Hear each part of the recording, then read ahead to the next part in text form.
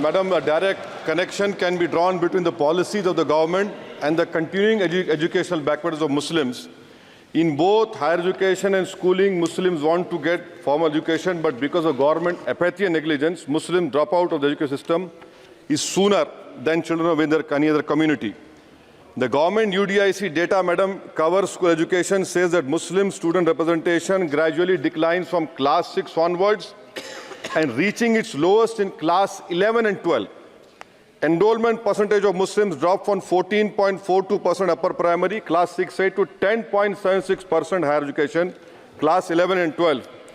Only 76.37% of Muslim students continue after elementary education as compared to the national average of 81.26. Madam, 28 states have gross GR of 80% for primary education, but only 12 states achieve 80% secondary level. This shows a clear systemic bias against Muslims. Muslim children do not have means to cross beyond primary education, but the government has limited pre-matric and post-matric scholarship class and above. I want to know from the Modi government that does the Muslims of this country have a fundamental right to education under Article 21A or not? Or do you want to make the Muslims, 17 crore Muslim second-class citizens status permanent? Madam, there are 1.7 lakh fewer Muslims pursuing higher education. That was not the case till 2021. You unleashed your ideology on the biggest minority, and you see that 1.7 lakh fewer Muslims are pursuing higher education today. And I want to give them some bad news and good news for the nation. Those who say that we Muslims don't teach our girls and oppress our women are wrong. I'm quoting data. I can challenge anyone.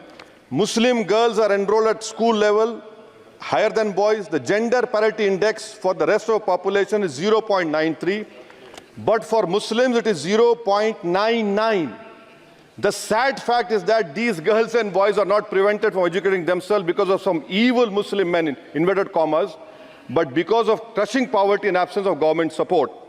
This government education policy talks about universal access to education, ensuring universal literacy in India of 2047. But how can you achieve, sir, if 14% of the population is dropping out of education at primary level? How can you achieve when about 25% of rural youths in the age group of 14 to 18 cannot read a class 2 level text fluently in regional language? And while more than half struggle with division 3-digit by 1-digit problems, a skill usually is expected to achieve in class 3 and 4. Madam, over the years, there has been a shift in momentum towards private schools. Government data indicates a decrease in the share of government schools in the elementary category of 87% in 2006 to 62% in 2022. Maybe the Mughals are responsible for this. This means that the government has decided to leave the poorest Indians to for-profit schools and abandon the responsibility on the RT.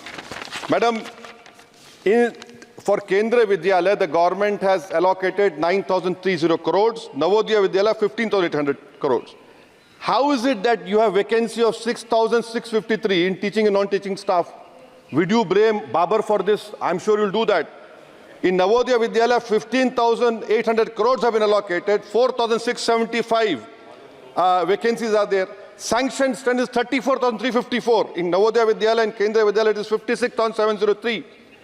You have passed a law 5 months ago about cheating, malpractices, but you are so great in implementing. It took you 5 months. Maybe you are waiting for the NEET paper to leak. That is what I can say. And I'll show the classic example of favoritism, madam, over here. Jamia Millia Islamia is allocated 3 lakh per student, Aligarh 3.9 lakh per student, and BHU gets 6.15 lakh per student. Why this favoritism? And may I request the Honourable Minister through you, madam, that PM USP 1558 crores have been allocated. Please have some liberal mindedness, so that more Muslim students can get this. Your HIFA scheme, madam, HIFA scheme, 39,720 crores have been sanctioned for 103 institutions. 22 are IITs, 12 are AIMs. These people can pay back money. How can Jamia Millia and AMU pay back money? I don't know who has told you this. And more important, madam, 29% of graduates and above in India are unemployed. And half of them do low-skilled jobs. This is for you to understand. And may I come to Jamia Millia, madam? Jamia Millia, you have no permanent vice-chancellor. Why? Why is it that a registrar is not even qualified to hold that post? Why is it that a standing council is running the Jamia Millia? And please inquire that why 438 crores have been given HIFA, whether competent construction companies have been given or someone has been on the basis of favoritism. How is it, sir, that the present status of 100 years old Jamia Teachers Association, their office has been sealed, their body has been dissolved, there is no funds to run the university, to pay outsourcing staff, to build for building maintenance, no research grant? I demand that registrar and the standing council to be immediately removed. Now, coming to Aligarh Muslim University, there are 1,400 AMU daily wage workers are 1,400, temporary 1,559. Why don't you regularize them? And why are you not giving separate funds, Honorable Minister Garu, to the AMU branch at Murshidabad, in Mallapuram, and in Kishanganj? You want it to be closed? Madam, as of July 2023, the share of ST OBC in senior professors is even lower. I'm giving you figures, madam. In central universities, there are 66.29 general teaching staff. SC, ST OBC only 30%. NIT 67%. 33% ST OBC. In IIT, 84.5 general category. SC, ST OBC 14%. IIM 86.83%. And in general 11%. Who's responsible, sir? You are running the government 10 years. You are running the 10 years. And lastly, madam, Manani, sir, this complete lastly, NCRT has been given 500 crores. May I dare to say that this government has been distracted with fudging textbooks, teaching propaganda to children. You want me to sit down? You want to sit on record? आप बोलेंगे? जवाब नहीं दे पाओगे, बैठो खामोश तुम. NCRT has removed the reference to Babar Masjid 2002 rights. Why should people not learn from the mistakes of past? Should our children not learn of Gujarat program, massacre of minority Muslims? Those who ignore history mistakes are bound to repeat them. It has made up history argued Indians don't have migrant DNA. Madam, 1 minute, khatam karo. The truth is DNA shows that there are 4 ways of migration in India. Africa, Iran, Southeast Asia, and Astral pasture of the Aryans.